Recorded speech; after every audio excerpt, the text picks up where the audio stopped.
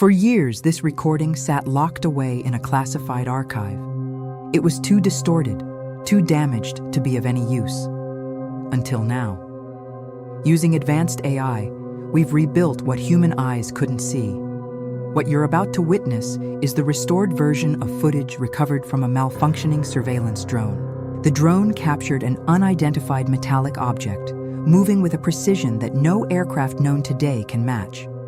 According to the embedded timestamps, this object shifted direction at speeds far beyond our known propulsion capabilities.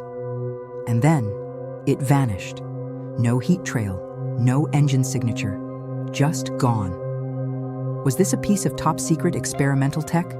A highly advanced foreign drone? Or was it something not built by human hands at all?